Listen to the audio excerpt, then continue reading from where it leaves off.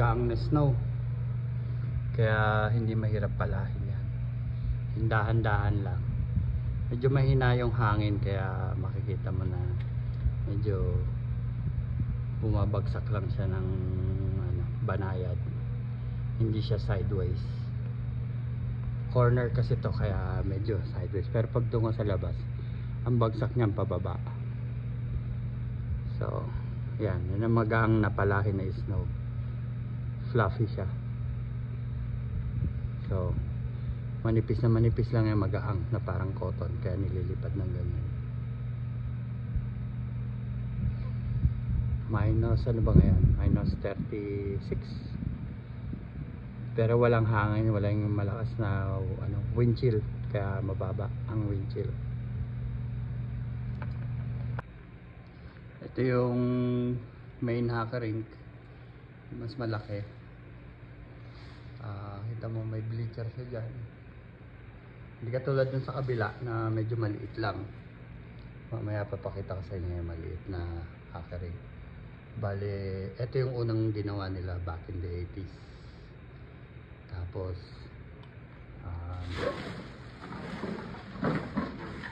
isa to sa mga naunang haka rink dito. Oo. Dito malimit binubuk yung mga nagte-training na mga bata, mga 5 to 10, ganyan yung age group na ganyan, 5 to 10. Tapos yung mga teenager dito, yan lagi dito. Yan yung mga teams na naglalaro lagi dito: Saskatoon Aces, Saskatoon Renegades, Saskatoon minor hockey dito, tapos Saskatoon Red Wings. Yung mga teams na yan yung malimit na nag-ano rito. Tapos yung may mga homegrown sila tulad ng Quakers, which is ayun yung dugout nila banda ron. Tapos yung Wesleys dito dyan sa dulo, tapos yung Royals dito sa kanto. Yung mga dugout nila dyan na regular talaga na babayad ng renta na teams. Yung mga dressing room, 4 ang dressing room dito sa ilalim ng bleacher. Yan, dyan ang pinto niyan.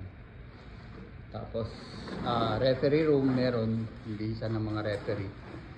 Tapos yung mga lagay ng equipment ng mga team dito, yung in-house team na nagre-renta dito. Ayan, sa referee room. Tapos dito yung pinaka main lobby, opisina doon, function hall na pwedeng rentahan. Ayan. So tapos yung commissary,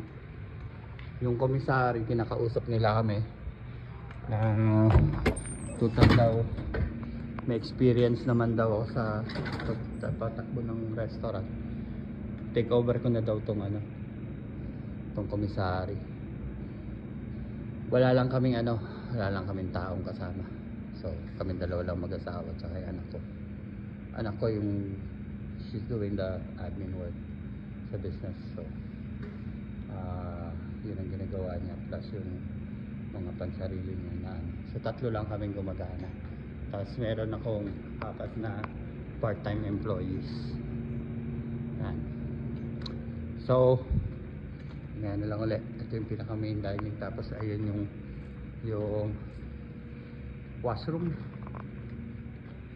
Diyan ito yung floor machine na ginagamit namin, yung Labrador F21 Canadian made. Matibay siya. Huwag kayong kukuha ng tenant doon sa mga nagnenegosyo o magnenegosyo ng cleaning. Huwag kayong kukuha ng tenant, it's a money pit. Hindi gaya nitong Labrador L21 na siya, petit siya, pero reliable. 2 taon mahigit na, hindi pa nagbe-breakdown. Yun lang ang nabasag ko dyan, yung skirt at saka yung wheel. Yun lang ang nabasag ko dyan. Aside from that, wala siyang binigay na problema sa akin. Very reliable. Tapos yung pressure yun lang naman ng tenant. So Canadian made, tenant is American made. Ang mahal ng mga pyesa. Ito, 3 taon, 2 taon, magta 3 taon, wala pang piyesang binibili. So, yun. So, tapos na tayo mag-vacuum. Backpack nga pala yung type ng vacuum namin. Pro Blade. Winang-wasiwas lang yan. Napakabilis ng laki ng natitipid sa production time. So, malaki na save lang na oras. Malaki na save mong oras. Mas madali ka makaka-uwi. Mas madali mo matatapos yung trabaho. Ngayon, tapos na tayo mag-vacuum. Magpa-floor scrub naman tayo. First, kuha tayo ng tubig. Kakargahan natin to ng tubig. And then yung dirty water nya. Yan, yung dirty water. Maganda to, ang advantage nito kasi yung dirty water nya, nalilinis mo, kita mo, yan na ipa-flush out ko lahat ng dumi dyan na nahihigop. Kulay putik yan, kulay itim yan kapag natatapos ako. Mamaya papakita ko sa inyo paano ko nililinis. So, yan. Ang tenant, hindi mo mabubuksan ng ganyan. Kapiraso rin lang ang pag-aanuhan mo. Tapos yung drain valve, yun lang. Tapos hindi, kailangan linisin mo siya, ilagay mo ng hose, ganunin mo, linisin mo. Ganun lang, hindi mo may scrub yung buo, yung loob ng dirty water reservoir. Okay, maya na lang ulit. So, ayan, napuno na natin. Pinagsasalin-salin ko eh. We got chemicals din naman doon. So ngayon, yung cycle ko ngayon is just plain water muna. Para hindi masyadong harsh sa flooring. Pag minsan kasi pag masyado maraming chemicals, nakakasira rin ng rubber matting at saka ng flooring. So, ang pag-on nito is simple lang. May magnetic key siya. Yan. Aantayin mo, naka-neutral siya. Okay. So, reverse.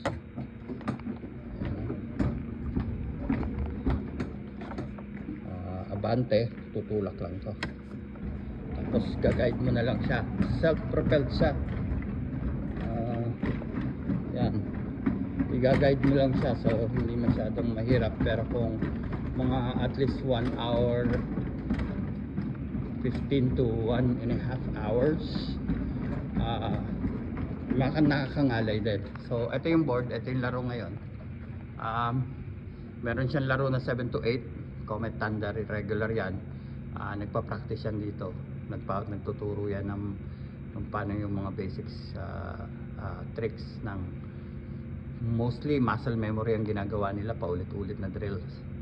So, but then sa hapon, which is 4:45 Stallions, tuturo rin yan. Outlaws, tuturo rin. Pero pagdating ng gabi, pustahan to, 7:30 hanggang alas 8. Pustahan yan, Royals versus Wesley. Which is yung dalawang team na naka-in-house dito. So, lagi sila nagmamatch. Yung Royals and Wesleys na yan, meron yan mga bata, teenager, tsaka meron yan yung medyo medyo may edad na young adult. Yan.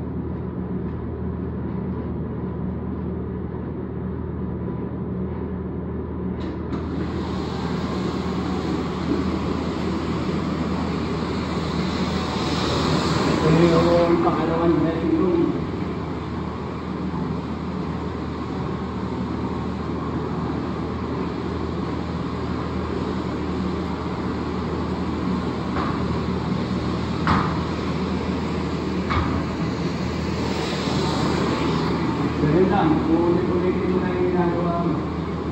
Maladaanin mo na. Eh, malinis na siya, kaya saglit lang. 15 minutes, mga 4 na kwarto na, 4 na dressing room, kaya dinilis. Kaya very effective na ito matulungan.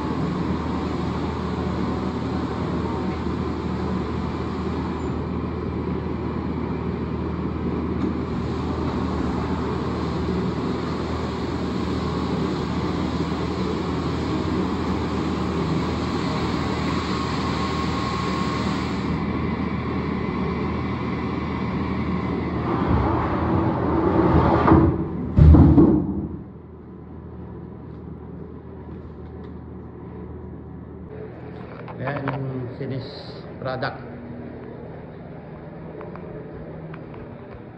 Ayan. So, malinis na siya. Mamaya, malbakwan na naman yan. Patayin na natin. Taas doon na tayo sa dalawang ganito ulit. Isang ganito. Isang pares na dressing room din. Okay, I'll take you pag ganito naman. Cleaner's view. Yan. Ang pinagandahan dito sa machine na to is tahimik siya. Kung maaari, ewan ko kung if you're picking this up sa microphone.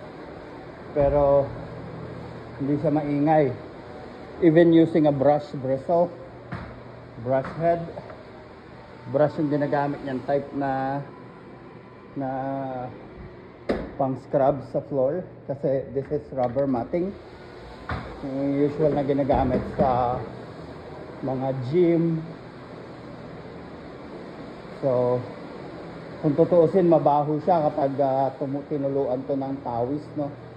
Sometimes they get from the yung shower room, and then diretso sila rito tumutulo. So pawis na pawis sila.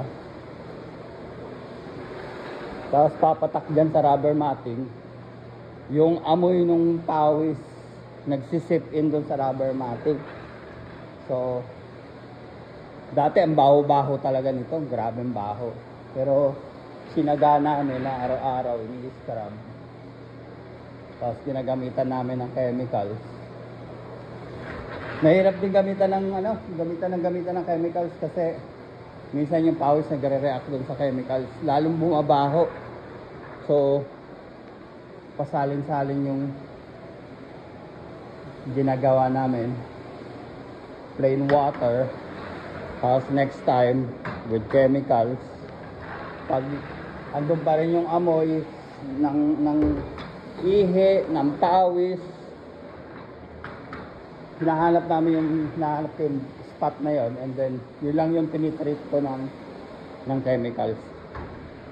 So dito sa kwarto na to, ganun din ang gagawin. Simple lang, nakita nyo wala pang 5 minutes tapos na. So ganun lang, araw-araw na activity.